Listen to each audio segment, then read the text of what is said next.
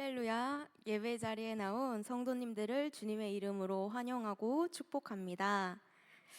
오늘도 이 말씀 앞에 함께 서서 우리의 정체성과 또 사명을 다시 확인하는 은혜의 시간이 되기를 소망합니다. 요즘 우리는 이 회복이라는 말을 참 자주 듣습니다. 몸이 아프면 몸의 회복을 말하고, 관계가 틀어지면 또 관계의 회복이 필요하다고 이야기합니다. 또 코로나19 이후로는 일상의 회복, 경제의 회복, 또 마음의 회복이라는 표현도 우리에게 매우 익숙한 표현이 되었습니다. 우리는 이렇게 일상 속 크고 작은 회복을 필요로 하고 또 갈망하며 살아갑니다. 그렇다면 우리가 진짜 회복되려면 어디서부터 시작해야 할까요? 무엇부터 새롭게 되어야 할까요? 단지 우리가 몸의 회복을 위해서 약을 먹고 또 기분 전환을 위해서 여행을 떠나고 또 스트레스를 줄인다고 해서 근본적인 회복이 이루어질 수 있을까요? 성경은 이런 질문 앞에 우리에게 아주 분명한 방향을 제시해 줍니다. 하나님은 이 회복의 시작점을 정확히 짚어서 말씀하십니다. 회복은 하나님의 백성으로부터 시작된다. 이게 무슨 말일까요? 우리는 이 성경 속 많은 장면들을 떠올려 봅니다. 이 모세 시대에 이스라엘 백성들은 광야에서 수없이 무너졌지만 그들이 다시 회개하고 또 하나님의 음성을 다시 들을 때마다 하나님은 그들에게 만나를 내려주시고 구름 기둥으로 함께 하셨습니다. 그리고 이 느헤미야 시대에 성벽은 무너지고 백성들은 흩어졌지만 그들이 금식하면서 회개할 때 하나님은 회복의 손길을 다시 펼치셨습니다. 성벽은 52일 만에 다시 세워졌고 하나님의 영광은 그 도시를 다시 채웠습니다. 이처럼 성경은 말합니다. 회복은 단지 이 상처의 봉합이나 현실의 문제 해결로 끝나는 것이 아닙니다. 우리가 하나님과의 관계가 다시 이어질 때 모든 것에 대한 진짜 회복이 다시 시작됩니다. 오늘 본문 말씀은 이 솔로몬이 성전을 봉헌한 후 하나님께서 밤에 응답하신 말씀입니다. 하나님은 이 이스라엘 백성이 하나님의 백성으로서 어떻게 살아가야 할지를 말씀하시고 그들에게 회복의 길을 열어주셨습니다. 그러나 그 회복은 아무런 조건 없이 모든 사람에게 주어지는 것이 아닙니다. 하나님은 말씀하십니다. 내 이름으로 일컫는 내 백성이 그들의 악한 길에서 떠나 스스로 낮추고 기도하여 내 얼굴을 찾으면, 이 말씀은 이 고대 이스라엘 백성들에게만 해당되는 말씀인가요? 그렇지 않습니다. 이 말씀은 오늘날 이 하나님의 이름으로 불리는 우리 교회 그리고 성도들, 바로 저와 여러분 모두에게 동일하게 주어지는 말씀입니다. 하나님은 지금도 우리의 회복을 원하시며 그 회복은 내 이름으로 일컫는 내 백성으로부터 시작된다고 말씀하고 계십니다. 그렇다면 하나님은 무엇을 회복하시기를 원하실까요? 우리의 신앙, 가정, 공동체, 민족 그리고 우리의 전도의 열정까지 회복시키시길 원하십니다. 오늘 우리는 이 말씀 앞에 서서 하나님의 백성으로서 어떻게 회복을 시작할 수 있을지 함께 살펴보기 원합니다. 첫 번째로 회복은 정체성을 바로 하는 것에서부터 시작됩니다. 하나님께서 말씀하신 내 이름으로 일컫는 내 백성이라는 이 표현은 단지 종교적 정체성이나 호칭만을 뜻하지 않습니다. 이는 하나님의 소유, 하나님의 다스림 아래 살아가는 존재라는 것을 의미합니다. 출애굽기 19장 5절에서 6절 말씀에서 하나님은 이야기하십니다. 이 세계가 다 내게 속하였나니 너희가 내 말을 잘 듣고 내 언약을 지키면 너희는 모든 민족 중에서 내 소유가 되겠고 너희가 내게 대하여 제사장 나라가 되며 거룩한 백성이 되리라. 하나님의 백성은 하나님의 말씀을 듣고 그 언약에 순종하며 사는 사람들입니다. 단순히 우리가 이 교회를 다닌다고 기독교인이라는 이름표를 붙였다고 하나님의 백성이 되는 것이 아닙니다. 이 하나님의 뜻과 말씀 앞에 반응하며 살아가는 사람들, 이 말씀대로 살아내는 자들이 바로 하나님의 백성입니다. 베드로전서 2장 9절도 우리에게 동일하게 이야기합니다. 너희는 택하신 족속이요 왕 같은 제사장들이요 거룩한 나라요 그의 소유가 된 백성이니. 이 정체성은 특권이면서도 동시에 책임이 따릅니다. 이스라엘도 이 성전이 있었고 제사가 끊이지 않았지만 그들은 우상 숭배와 불순종으로 인해 하나님의 심판을 피하지 못했습니다. 바울은 빌립보서 2장 12절에서 이렇게 말합니다. 나의 사랑하는 자들아, 너희가 나 있을 때뿐 아니라 더욱 지금 나 없을 때에도 항상 복종하여 두렵고 떨림으로 너희 구원을 이루라. 구원은 이미 받았으니 끝났어. 이런 끝난 일이 아니라 매일의 삶 속에서 우리의 정체성을 따라 우리는 살아가야 합니다. 하나님의 이름으로 불리는 자라면 그 이름에 합당한 모습을 갖추어야 합니다. 정체성은 이렇게 말이 아니라 우리의 삶으로 증명되어야 합니다. 나는 하나님의 이름으로 불리는 자답게 살아가고 있나요? 혹은 교회 다닌다라는 말은 하지만 실제 나의 삶은 세상 사람들과 전혀 다르지 않은 모습은 아닌가요? 우리는 우리의 모습을 돌아보아야 합니다. 한 청년이 이 직장에서 따돌림을 당하고 있었습니다. 동료들이 그에게 너는 교회도 다닌다며? 라며 비웃었습니다. 그는 한동안 마음이 무너졌지만 어느 날 결단했습니다. 나는 결코 도망치지 않겠다. 내가 하나님께 속한 사람이라는 것을 삶으로 보여줘야겠다. 결단했습니다. 그는 묵묵히 인내하며 작은 일에도 감사하며 충성했습니다. 몇 달 뒤 그 청년을 조롱했던 동료 중 한 사람이 먼저 다가와 그에게 이렇게 이야기했습니다. 너를 보면서 하나님이 진짜 계시다는 생각이 들었어. 이렇듯 이 정체성은 우리가 말로써 그저 외치는 것이 아니라 삶으로 살아내는 것입니다. 이 진리는 성경 말씀 안에서도 뚜렷하게 찾아볼 수 있습니다. 이 다니엘은 바벨론 포로 시절에 이름도 바뀌고 왕의 음식을 먹으라는 압박 속에서도 자신의 신앙과 이 정체성을 지켰습니다. 그는 하루에 3번씩 예루살렘을 향해 기도했고 우상에게 절하지 않았습니다. 많은 사람들은 그를 단지 총명한 관리, 유능한 포로 청년으로 보았지만 하나님께서는 그의 중심을 보았고 그의 신실함을 통해 바벨론 한가운데서도 하나님의 영광을 드러내셨습니다. 이방의 궁중에서조차 그는 하나님의 백성으로서 정체성을 살아냈고 그 정체성이 바로 하나님의 임재와 회복의 시작점이 되었습니다. 이렇게 진짜 회복은 내가 누구인가를 아는 데서 시작됩니다. 하나님의 이름으로 일컫는 백성답게 사는 것, 그것이 회복의 첫 걸음입니다. 이 초대교회 성도들은 로마의 핍박과 조롱 속에서도 정체성을 지켰습니다. 안디옥에서 사람들은 처음으로 그들을 그리스도인이라 불렀습니다. 그것은 단지 이 교회에 다닌다는 뜻이 아니라 그리스도의 삶을 닮은 자들, 그리스도를 따르며 살아가는 사람들이라는 의미였습니다. 이 회복은 오늘날 우리의 신앙이 다시 그리스도인답다는 인정을 세상 속에서 받을 때 시작됩니다. 우리가 있는 그 자리에서 하나님의 사람으로 우리가 그리스도인으로서 살아낼 때 비로소 우리의 정체성이 회복되고 그 회복은 세상을 향한 증거가 됩니다. 두 번째로 이 회복은 태도에서 시작됩니다. 하나님은 우리의 회복을 원하시지만 조건 없이 아무렇게나 주지 않으십니다.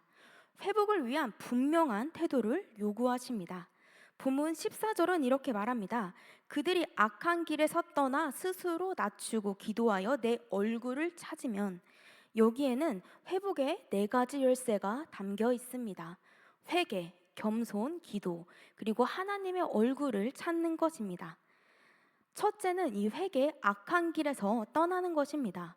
회개는 단순히 잘못했습니다, 제가 진짜 잘못했어요 라고 이야기하는 것이 아니라 우리의 삶의 방향을 바꾸는 결정입니다.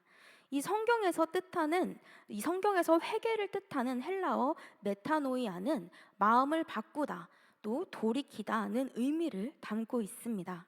이 요나서에서 하나님은 니느웨 사람들에게 심판을 선언하셨지만 왕부터 이 백성까지 굵은 베옷을 입고 금식하며 회개했을 때 하나님은 하나님의 뜻을 돌이켜 재앙을 거두셨습니다. 이처럼 진정한 회개는 하나님의 마음을 움직입니다. 나는 지금 하나님 앞에서 돌이켜야 할 죄나 태도는 없습니까? 우리가 생각해 보길 원합니다. 둘째는 겸손입니다. 스스로 낮추는 모습입니다. 이 겸손은 자신을 부정하거나 깎아내리는 것이 아니라 하나님 앞에서 나를 정직히 정확하게 인식하는 태도입니다. 내가 얼마나 연약한 존재인지 하나님의 도우심 없이는 아무것도 할 수 없는 존재라는 것을 인정하는 것입니다. 이 역대하 16장에 나오는 유다의 아사 왕은 초기에 하나님을 의지하면서 위기를 이겨냈지만 말년에는 그는 하나님을 의지하지 않고 아람 왕과 손을 잡았습니다. 하나님은 그에게 책망하시며 이렇게 말씀하셨습니다.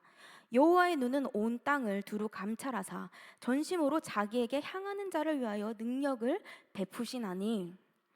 아사는 회개하지 않았고 결국 병들어 죽었습니다. 겸손하지 못한 태도는 회복의 문을 닫게 만들어 버립니다. 나는 내 힘과 이 판단을 더 의지하고 있지는 않으신가요? 하나님 앞에서 겸손히 무릎 꿇고 있는지 우리는 돌아보아야 합니다. 세 번째는 기도입니다. 이 하나님의 뜻을 구하는 것입니다. 기도는 단지 이 내 소원을 말하는 시간이 아닙니다. 참된 기도는 이 하나님의 뜻을 분별하고 그 뜻에 순종하겠다는 결단입니다. 예수님은 이 겟세마네 동산에서 이 잔을 내게서 지나가게 하옵소서라고 기도하셨지만 이어서 이렇게 기도하셨습니다. 그러나 나의 원대로 마시옵고 아버지의 원대로 하옵소서. 예수님은 고통을 피해달라고 간절히 기도하셨지만 결국 하나님의 뜻에 자신을 맡기셨습니다. 이 기도가 구원의 문을 여는 기도가 되었습니다. 기도란 이렇게 하나님을 설득하는 것이 아니라 하나님의 뜻에 내가 설득되는 과정입니다. 저도 예전에는 이 조건적인 기도를 되게 자주 드렸습니다. 하나님께서 이것만 해결해 주시면 제가 정말 잘하겠습니다. 이번만은 제 뜻대로 주님 들어주세요. 지난주 제가 예배 드릴 때 이 중고등부 예배 시간에 간증했던 제 친구는 자기의 소원을 하나님이 들어주셨다고 간증하던데, 저도 하나님이 들어주시면 그 간증 바로 다음 주부터 할게요. 제발 제 기도를 반드시 들어주세요. 그런데 제 뜻대로 되지 않았습니다. 제가 그때 시간이 지나면서 깨달았습니다. 그렇게 기도할수록 제 마음이 점점 공허해지고 이 하나님에 대한 실망이 쌓여갔습니다. 그래, 하나님은 내 기도를 듣지 않으시지. 내가 열심히 기도해도 하나님은 내가 원하는 대로 응답해 주지 않으시지. 하나님은 계신 것 같긴 한데 내 기도를 듣고 계시진 않을 거야 라는 이런 불신이 쌓였습니다. 이 실망감이 쌓이고 쌓여서 하나님과 저와 관계는 더 멀어졌습니다. 하지만 제가 결국은 포기하든 제 뜻을 포기하면서 이렇게 기도하게 되었습니다. 하나님, 그냥 제 뜻이 아니라 주님의 뜻이 이루어지게 해주세요. 그때부터 저의 고집을 내려놓은 뒤부터 제 마음에 평안함이 찾아왔습니다. 지나고 생각해보니 하나님은 제가 생각했던 방법보다 훨씬 더 좋은 방법으로 일하고 계셨다는 걸 제가 알게 되었습니다. 이 미국의 16대 대통령 아브라함 링컨은 전쟁 중에서도 기도의 사람이었습니다. 1861년부터 65년까지 이 미국은 남북전쟁으로 당시 인구의 3%에 해당되는 103만 명의 사상자를 냈고 전사자만도 62만 명에 달했습니다. 처음에는 이 북군이 남군에게 밀렸습니다. 남군에는 로버트 리라고 하는 장군이 있었는데 그는 탁월한 전략가였습니다. 그래서 계속 북군을 괴롭혔고 남군은 여러 전투에서 승리했습니다. 북군 참모들이 말했습니다. 하나님이 우리 편이 아니신가 봅니다. 하나님은 저들 편이신가 봅니다. 그때 아브라함 링컨의 유명한 말이 있습니다. 하나님께 우리 편이 되어달라고 기도하지 마시고 우리가 하나님 편에 서 있는지 우리가 하나님 편에 서게 해달라고 기도하자고 그는 이야기했습니다. 이것이 겸손한 태도입니다. 하나님을 내 편으로 만들려는 것이 아니라 내가 하나님 편에 서는 것, 이것이 바로 회복을 부르는 기도입니다. 넷째는 이 하나님의 얼굴을 찾는 것입니다. 친밀함의 회복입니다. 이 하나님의 얼굴을 찾는다는 것은 단지 우리가 이 응답을 구하는 것이 아니라 그분의 이 마음과 인격을 구하는 것입니다. 시편 27편 8편에서 8절에서 다윗은 말합니다. 너희는 내 얼굴을 찾으라 하실 때 내 마음이 주께 말하되 주의 얼굴을 내가 찾으리이다. 하나님은 우리에게 손, 이 능력만이 아니라 얼굴, 인격, 교제, 사랑을 구하시길 원하십니다. 친밀한 교제를 원하는 하나님의 부르심에 우리가 반응하는 것이 이 하나님의 얼굴을 찾는 것입니다. 나는 하나님의 능력은 자주 구하지만 그분의 뜻과 마음은 얼마나 구하고 계신가요? 어느 교회에서 이 전도 축제를 앞두고 릴레이 기도를 시작했다고 합니다. 한 권사님은 매일같이 기도했지만 그가 초대한 전도 대상자는 결국 오지 않았습니다. 그러나 그 권사님은 이렇게 이야기했습니다. 그분은 오지 않았지만 제 마음이 회복되었어요. 제가 먼저 하나님 앞에 돌아간 것 같아요. 이 기도는 결과를 넘어서 내 자신이 먼저 회복되는 통로가 되어줍니다.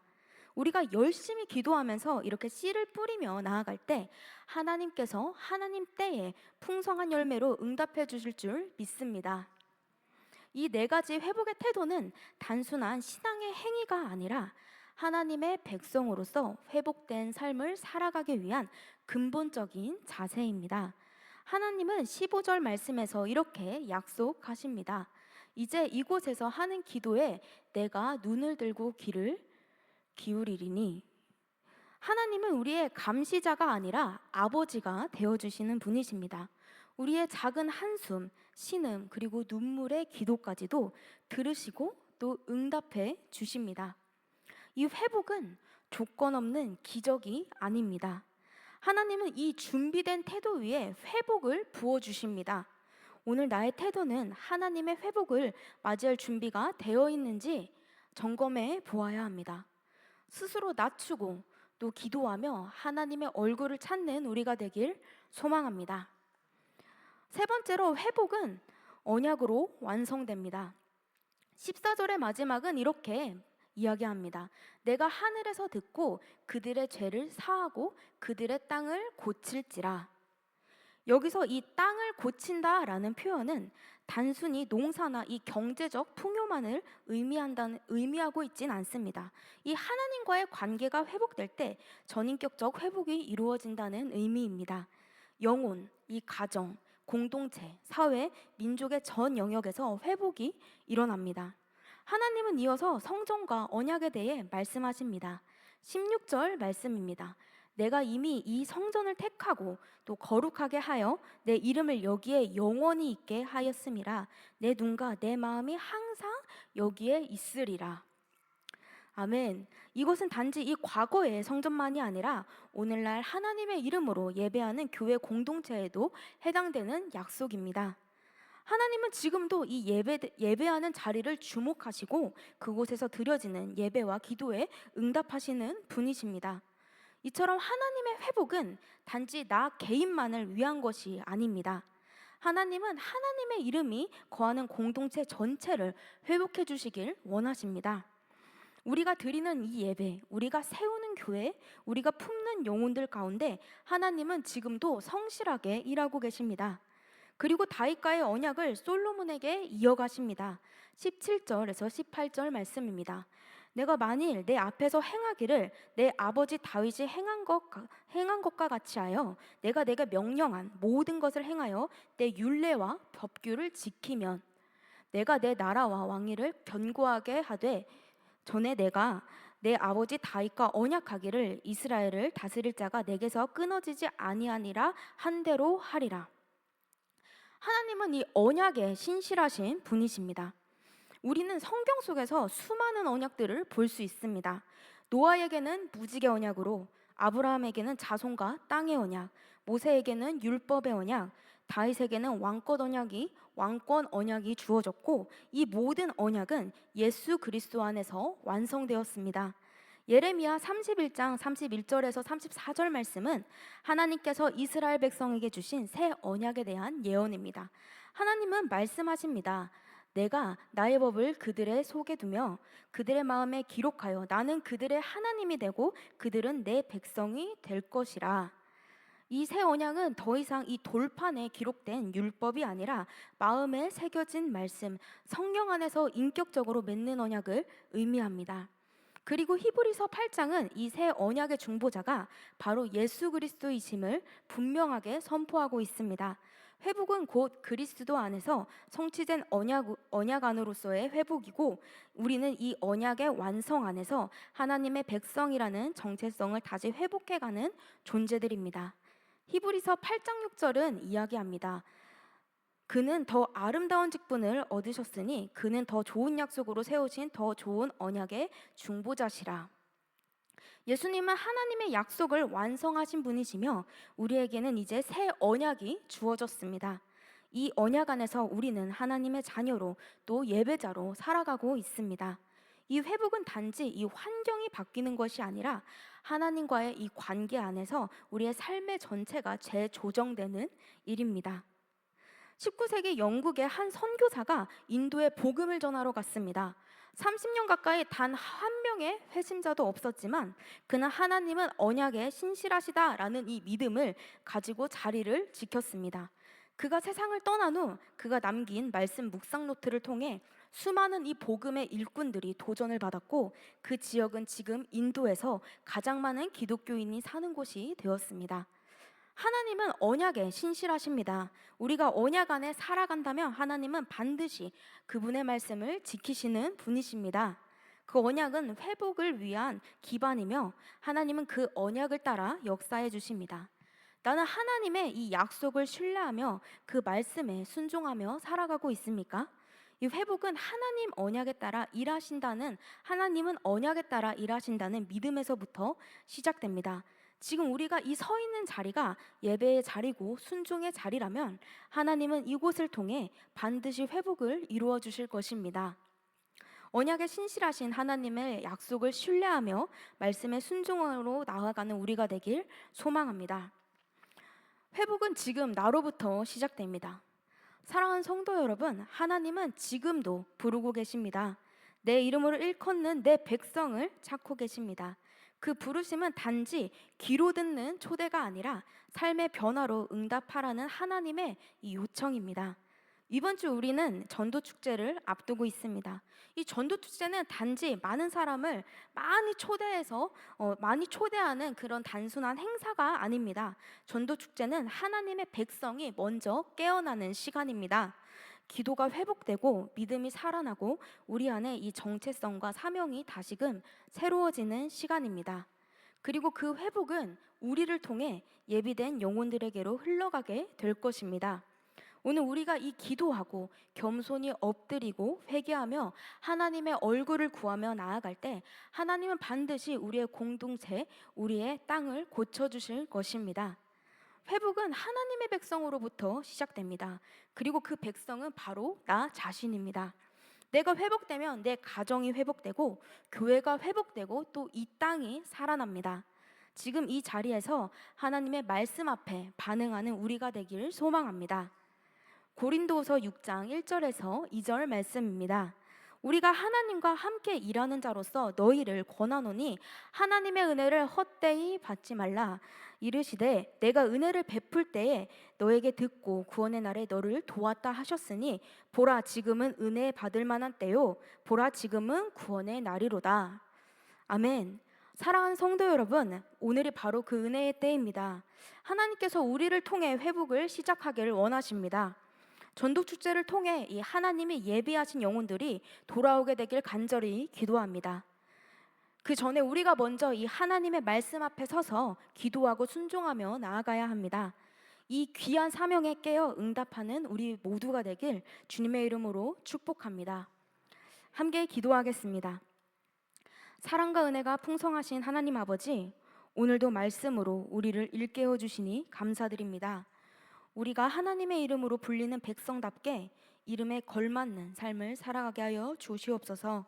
다가오는 전도축제를 통하여 먼저 우리 자신이 깨어나게 하시고 예비된 영혼들이 주님의 품으로 돌아오는 회복의 역사를 경험하게 하여 주시옵소서. 지금이 은혜 받을 만한 때요 지금이 구원의 날임을 믿고 우리가 먼저 주님 앞에 반응하게 하여 주시옵소서. 이 모든 말씀 우리를 회복의 통로로 부르시는 예수 그리스도의 이름으로 기도드립니다. 아멘.